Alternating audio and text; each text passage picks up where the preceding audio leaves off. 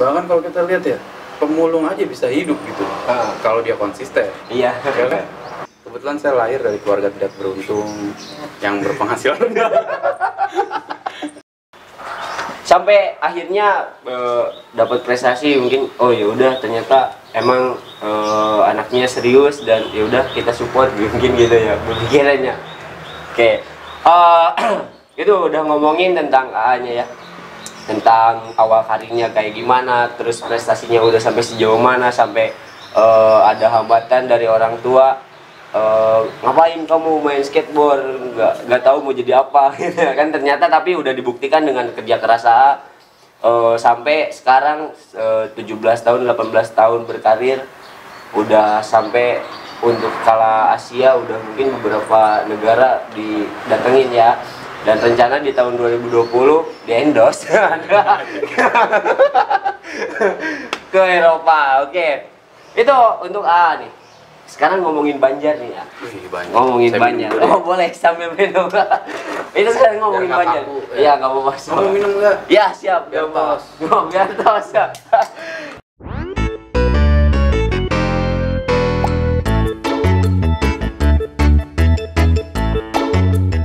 Sekarang kita ngomongin Banjar nih ya. Kita ngomongin Banjar. Ini kota saya gitu. Saya lahir di Banjar. Saya lihat dari beberapa komunitasnya gitu, anak-anak komunitas, ada beberapa juga yang udah mulai hampir, setahu saya hampir setiap sore mereka suka latihan gitu. Suka latihan. Kadang suka ada yang ngeluh bahwa kan tempatnya nih apa? Skatepark atau? Yeah. Skatepark. Kan kalau main skate minimal buat latihan ke yang serius ada itu ya. Itu gimana dari A sendiri untuk memotivasi teman-teman skateboard Banjar biar ya meskipun tanpa ada skatepark, mereka bisa nggak sih buat berlatih atau mungkin jadi seorang skateboarder profesional gitu? Ya, kalau kebetulan kemarin pas saya sampai ke Banjar, ini pertama kali sih saya tahu Banjar, karena saya pikir Banjar itu sama Banjarnegara. Banjarnegara, karena mikirnya Banjar itu di Jawa Tengah. Pas naik kereta kok ke Jawa Barat gitu. Terus akhirnya searching, ternyata kayaknya ada komunitasnya juga. Dan hal yang pertama saya lakuin waktu sampai di Banjar adalah langsung ketemu anak-anak komunitas. Itu di Taman Kota. Nah, saya sih lumayan appreciate karena pas datang ke sana ternyata anak-anak ada alatnya, ada obstacle.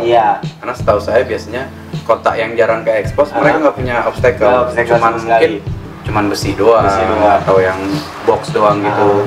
Tapi ini pas di sana kayak, dia banyak gitu, ada quarternya, ada railnya, terus dia ada kayak bangku gitu, terus dia pakein besi juga, lumayan kreatif dan yang main juga lumayan rame. Terus saya sempat nanya kayak, iya emang kita tadinya suruhnya di Taman Kota, bolak-balik aja kalau nggak dibawa di atas. Terus maksud saya sih sebenarnya kayak, kalau banyak orang-orang yang mungkin kurang beruntung karena nggak punya obstacle. Tapi dengan ada obstacle yang sekarang mungkin harusnya dimanfaatin gitu. Terus juga ambil momennya, kayak kemarin kan kebetulan ada Pak Wali Kota, jangan lupa lo kemarin lo udah ngobrol lo gitu. Pak Wali gimana Kota, tuh? Iya, Pak Wakil gimana? Pak Wakil Wali Kota bilang nanti saya udah masuk, nanti mau coba bikinin skatepark katanya. Makanya nanti coba nih anak-anak dapat gak? Taman kotanya terlalu luas gitu kalau ditaruh begitu doang kan. Kalau ditaruh sarana-sarana buat menunjang anak muda kan bagus banget. Ya kemarin juga saya lihat juga anak-anak mainnya juga bagus, anak-anak Banjar. Jadi nggak menutup kemungkinan itu kalau seorang atlet profesional itu harus selalu dari kota besar. Saya ambil contoh, ada salah satu skater di Solo yang dia emang mainnya di pinggir rumahnya doang, pakai alat seadanya. Tapi kemarin berhasil dapat medali perak di SEA Games. Masih kecil anaknya. Masih sekolah. Menurut saya kayak, ayo dia bukan dari kota besar, obstacle-nya nggak memadai, tapi dia bisa berhasil gitu. Jadi kayak gimana kalian yang ibaratnya sekarang udah punya obstacle, kenapa nggak dimanfaatin? Harusnya kan bisa lebih lagi kan? Benar. Oke, itu buat teman-teman komunitas nih ya. Otomatis mungkin untuk bikin skatepark sendiri nggak mungkin dari kocek mereka sendiri kan ya. Dari AA nih, gimana sih sebaiknya atau pandangan AA dari pihak pemerintah setempat atau mungkin komunitas-komunitas yang lain atau mungkin instansi-instansi yang lain melihat tentang skateboard ini gitu Pak. Tadi kan orang tua sendiri bahkan bilang apa main skateboard kayak anak pang, beranda, mabuk dan lain sebagainya gitu. Padahal kan skateboard ini juga bisa menjadi sebuah penghasilan dan profesi kan ya.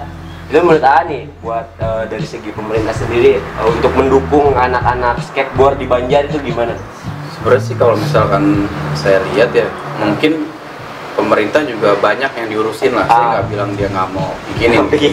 Mungkin banyak yang diurusin juga. Nah makanya saya juga berada di posisi di tengah. Maksud saya walaupun saya kalau ngomongin skateboard bisa idealis banget. Tapi menurut saya kalau kalian mau pemerintah bikinin skatepark ya kaliannya aktif juga. Kaliannya rame mainnya juga setiap hari main di situ. Bohong kok pemerintah nggak lihat. Kalau misalnya pemerintah bikinin doang skatepark terus yang main 2 orang juga percuma. Nah itu juga ngaruh juga ke komunitas lain sebenarnya. Artis graffiti pasti ada di Kota Banjar. Nah, cuman karena senimannya makin dikit, orang merasa kayak apa perlu kita sediain wahana buat graffiti artis kan kayak gitu. Nah lebih baik sih maksudnya kayak kita saling aja dari komunitas coba selalu berhubungan dengan pemerintah juga menanggapi dengan bagus juga ke komunitas karena menurut saya anak-anak muda komunitas itu adalah aset sekarang. Dia yang akan bawa nama Banjar lebih besar gitu kan. Dan tapi kalau menurut saya kayak komunitas juga jangan pernah baper. Jadi kayak dikit-dikit minta ke pemerintah, dikit juga harus kreatif juga. Nggak cuma pemerintah kok, kadang instansi juga bisa gitu kan. Brand-brand juga bisa. Jadi masih bisa selama kalian kreatif masih bisa diakalin sih. Jadi yang penting jangan terlalu berharap berlebihan terhadap minta bantuan kepada pemerintah atau instansi dan lain sebagainya. Tapi untuk teman-teman komunitas juga berkreatiflah aja dulu gitu ya. Tunjukkan aja dulu gitu bahwa mereka juga itu ada bener karena maksudnya gitu. Biar nanti semakin banyak atau semakin rame ya pasti pemerintah juga pasti melirik ya kan karena wah ada rame-rame apa gitu pasti dilihat bener mainnya sih dilewat ya nggak mungkin nutup sebelah mata gitu aja bener karena oke. Jadi untuk teman-teman skateboard sendiri dari AA nih ya kasih semangat atau kasih ujangan-ujangan buat anak-anak komunitas biar semangat lagi mereka sampai bisa mungkin salah satu penerus dari AA sendiri dari Bamida. Mudah-mudahan sih harus ya. Ya kalau menurut saya sih kalau buat komunitas skateboardnya coba jangan cuma main di kota sendiri karena kan ini paling dekat ke Ciamis dan Tasik ya. Saya coba juga main ke kota-kota lain juga agar bisa ekspor trik juga, jadi bisa nyolong trik lah asalnya. Terus bawa ke kota kalian, ajarin lagi ke teman kalian, jadi makin banyak yang bisa main skate dan lebih bagus mainnya. Terus jangan lupa influence juga orang-orang di luar skena kalian. Karena menurut saya sekarang banyak anak muda labil yang bingung, saya mau kemana nih? Akhirnya mereka cuman main handphone yang nggak jelas, gibah-gibahin orang.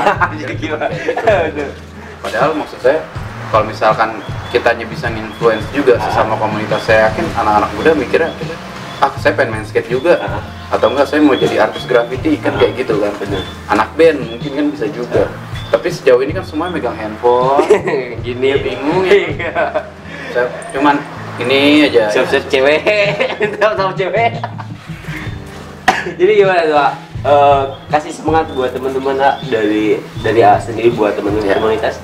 Ya sebenarnya sih percaya apa yang lu jalanin semuanya itu nggak ada yang nggak mungkin karena kadang-kadang kita suka bingung antara hobi dan passion. Nah mungkin saya kasih contoh sedikit. Kalau ngomongin hobi itu kalian nggak akan pernah ngerasa kekurangan, akan ngerasanya kayak ya udah hari ini saya bisa mainin hobi saya mainin, nggak jadi kebutuhan. Tapi kalau udah ngomongin passion itu susah. Itu tuh passion kayak kalau saya di skateboard, saya nggak bisa kalau nggak main skate. Hari ini saya pengen main, saya harus main. Nah kalau misalkan cara gampangnya pacaran tuh cara gampangnya. Kan orang tua udah ngelarang nih, jangan jalan, awas ya ke kosan. Tetap kan passion. Nah bener. Gak dilarang, pengennya kepo terus gitu. Nah sama, maksudnya di semua hobi pun kayak gitu. Jadi nggak ada yang nggak mungkin. Kalau misalkan fokus, terus konsisten gitu, kayaknya saya mau jadi anak band nih, saya percaya bisa sukses di band. Yang ngeband Benar. Setiap hari kalau perlu belajar lagi dari yang lebih tinggi. Terus cari panggungannya, pasti jadi orang. Jadi jangan pernah tanggung. Kadang-kadang orang baru gue kan jadi anak band, setengah jalan baru jago dikit, kayaknya jadi anak skate asik. Besok ganti lagi jadi selebgram. Aduh. Susah. Susah. Jadi harus tetap konsisten. Harus tetap konsisten di jalannya. Harus lurus gitu, bulak-bulak belok. Iya. Benar. Oke, nih satu lagi buat memotivasi teman-teman di sana. Dari menjadi sebagai skateboard profesional, hal besar apa yang udah dapat dari dalam bentuk barang atau dalam bentuk ini barang-barang lah, barang. Ya sebenarnya sih kalau ngomongin karir 18 tahun itu lumayan waktu yang lama gitu kan. Ya sebenarnya sih waktu itu saya waktu 10 tahun pertama main skate, terus saya ketemu teman saya yang udah kerja, terus dia bilang kamu sekarang ngapain Ji? Oh saya main skate. Masih main skate kata dia. Kayak di hati tuh anjir main loh.